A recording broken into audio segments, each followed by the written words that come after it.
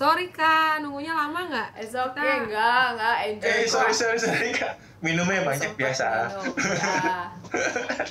Dah, kalau gitu kita langsung aja lanjut nih. Pertanyaan selanjutnya. Kan tadi kan kita udah bahas soal sosial media yang bisa membantu kita untuk menjadi semakin baik dengan kayak kita mendapatkan inspirasi yang baik lah dari luar sana.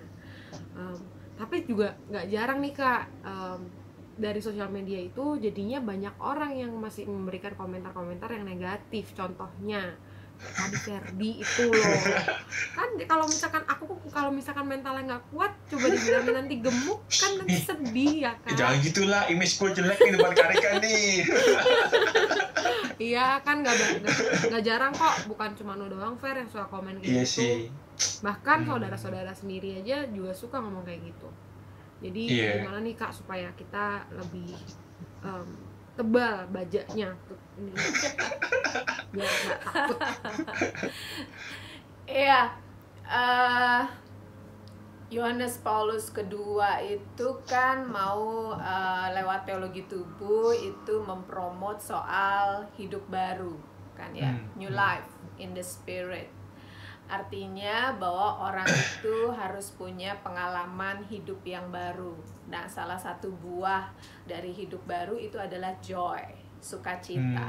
Nah, Pope Francis bilang joy itu attract people, sukacita itu menarik orang. Orang pasti lebih demen untuk ketemu ataupun untuk ngobrol sama orang yang enjoy, orang yang free, orang yang happy kan, daripada orang yang komplain, orang yang kerjaannya ngeritik, ya ngelihat kejelekan orang. Artinya Pope Francis bilang kalau orang itu suka mengkritik atau suka membuli, sebenarnya orang itu punya masalah dengan dirinya sendiri.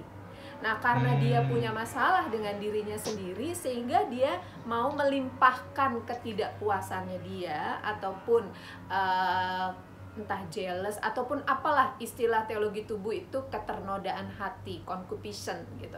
Nah, itu ke orang lain.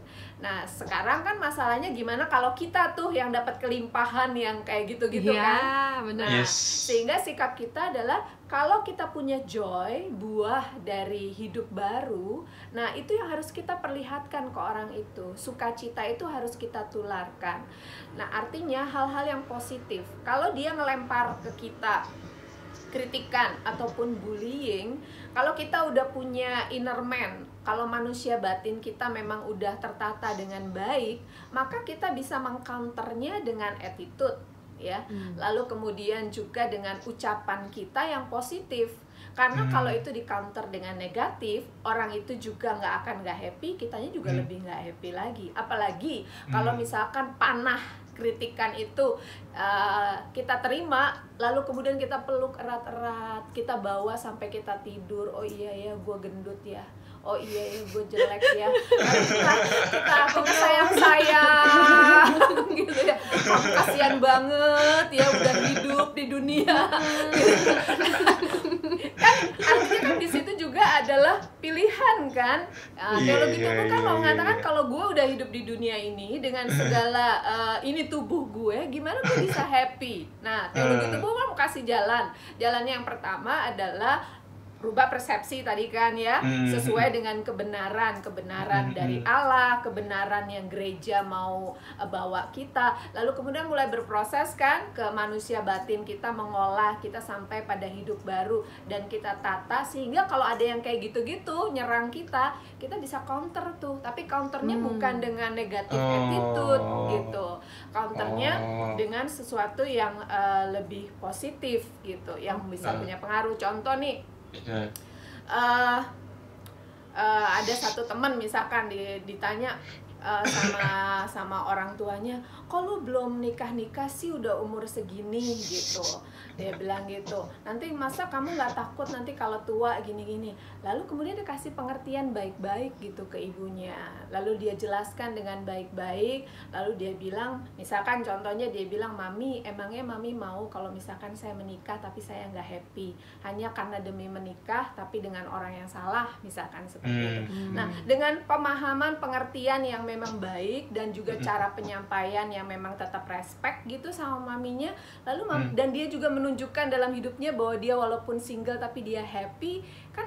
Kemudian ibunya berpikir, iya ya, daripada saya lihat orang lain menikah tapi nggak happy, ya tapi dia single tapi dia happy. Nah, yang minimal yang kayak gini bisa kita lakukan gitu, karena joy itu penting gitu. Dan kalau kita lihat yang membuat hidup kita lebih menderita, lebih susah kan ketika kita juga dari dalam udah nggak ada sukacita itu. Iya sih. Paling penting dari dalam hati kita sendiri dulu. Iya, dari situ baru keluar. Iya. Soalnya kalau misalnya emang sekarang di sosial media kita misalnya kena kritik Kak, kalau misalnya kita balas dengan negatif, kayaknya nggak selesai gitu sih. Kayak balas-balasan terus nggak sih Kak sebenarnya Kak? Jadi kayak panas gitu. Sekarang gini, kita kan nggak bisa ngerubah cara pandang orang kan, ya. Rambut kita bisa sama, tapi kan pola pikirnya beda. Yang namanya haters gitu, itu kan selalu ada. Nah, tetapi gimana kita menyingkapi kritikan ataupun komentar-komentar yang negatif itu? Misalkan kalau kita posting lalu kita dikritik dengan posting itu, hidung lu jelek gini atau segala macam. Nah, kita harus dengan positif. Misalkan postingan berikutnya kita mulai kasih sesuatu yang positif juga. Bagaimana kita enjoy dengan hidung saya yang mentol, misalkan seperti itu. Saya tetap bisa bersyukur gitu. Nah, kalau Rasul Paulus kan bilang gini, kalau ada orang yang nyerang kita mesti mengampuni orang itu dengan menunjukkan attitude yang positif. Kalau begitu kan nanti seperti menaruh bara di atas kepalanya gitu kan ya. Jadi bukan dengan mengcounter dengan yang negatif, tapi semuanya itu kan cuma bisa kita lakukan kalau kitanya juga udah jadi pribadi yang positif gitu. Karena kalau enggak kita akan kemakan dengan yang negatif-negatif itu, bahkan sampai bunuh diri gitu kan, ditonton di sosial media gitu. Nah, hal-hal seperti itu nggak bisa kita rubah. Kalau yang di luar kita kan di luar kendali kita. Nah, yang bisa kita kendalikan adalah ya diri kita sendiri, jiwa kita sendiri, pikiran kita sendiri yang bisa kita olah. Iya, soalnya kan kayak akhir-akhir ini lagi rame tuh Kak. Kayak mungkin kalau misalnya kita orang awam sih mungkin haternya nggak banyak ya. Tapi kalau misalnya influencer tuh, ya kali kayak K-pop itu lah, lu demen kan. Nah, itu kan akhir-akhir ini kan itu kan Kak, banyak yang terkenal case bunuh diri, yang Johara. Itu kan wah, itu serem sih sebenarnya, kita ngeliatnya sih serem sih. Maksudnya kayak mereka influencer dengan influence gitu gede ya, kena hater 1-2 langsung kayak masuk ke psikologi bahwa mereka nggak enough gitu lah Kak. Iya. Itu juga pentingnya kalau di teologi tubuh kan ada yang namanya communion of person. Jadi persekutuan dari sesama gitu, sesama orang, sesama manusia. Dan kita juga dalam iman Katolik kan aku percaya akan persekutuan orang kudus gitu kan, kalau kita ngomong aku percaya. Sehingga komunitas atau persekutuan kumpulan orang-orang yang punya value yang sama, bahkan value yang positif, kita mesti terpapar ke situ. Nah, banyak kan misalkan orang-orang yang kemudian diserang oleh haters, dia hidupnya cuma selamanya depan komputer aja. Dia nggak punya teman, dan kalaupun misalkan teman pun bukan teman-teman yang positif yang bisa encourage dia, yang bisa membuat dia terpapar pada kebenaran-kebenaran akan tubuh, akan dirinya, akan who am I-nya dengan baik. Nah, kalau ada komunitas atau dia ada di dalam komunitas itu kan bisa support dia. Kalaupun misalkan dia muncul di sosial media lalu dikritik, tapi ada orang-orang yang bisa menguatkan dia.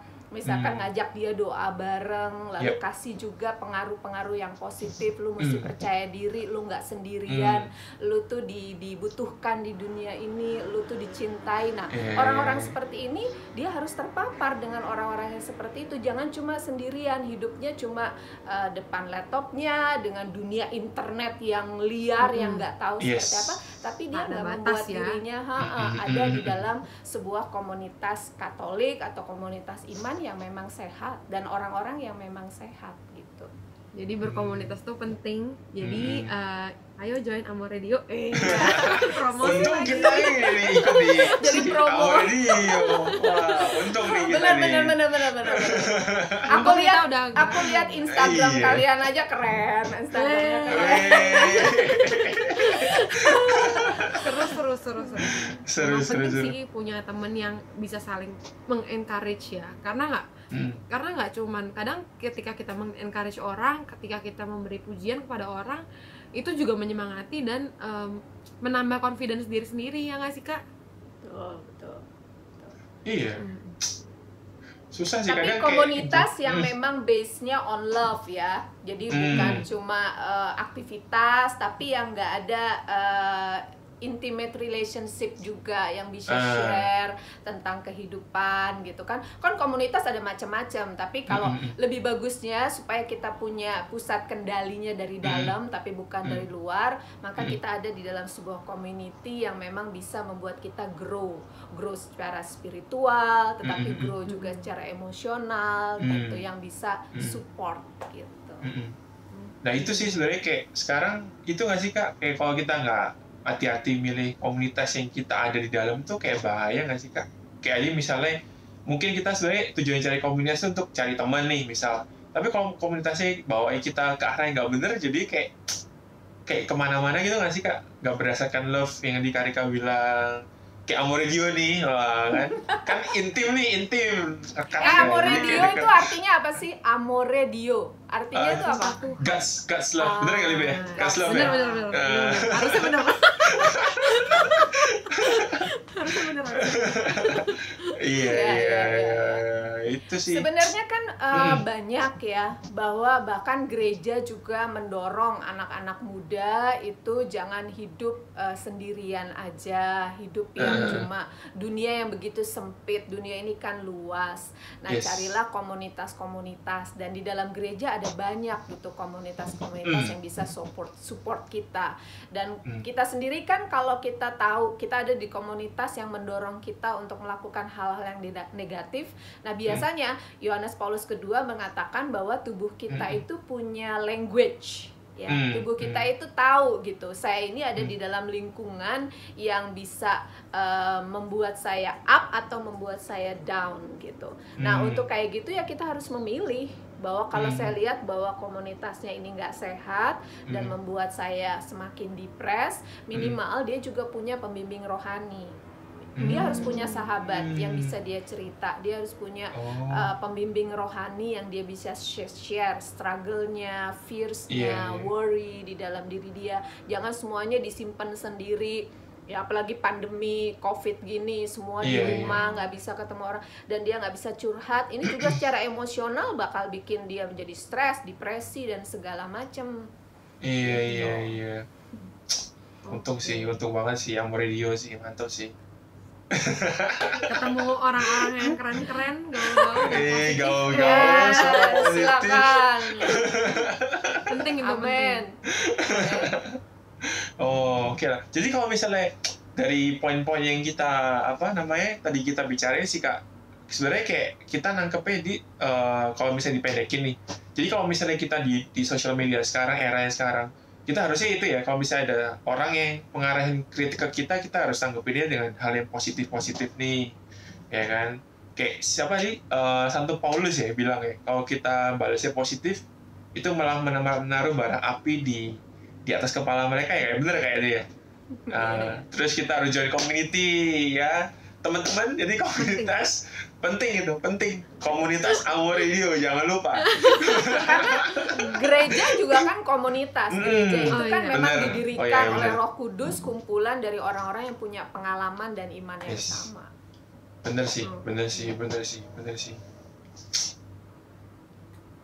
Lip, lu lapar nggak, Lip? Iya nih, jam kayak segini biasanya mesti ambil lapar. snack dulu nih. Kayak kita break dulu ya. Iya, bentar ya kayak kita ngambil snack bentar ya kayak. Ya, oke. Jangan kemana-mana, nanti kita balik lagi. Ya, oke. Gimana, udah siap belum untuk membagikan joy and love ke orang-orang di sekitar kita?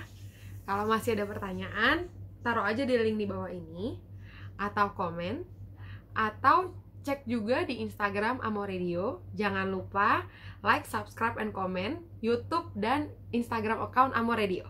Oke, stay tuned for the next episode. See you later. God bless. Bye.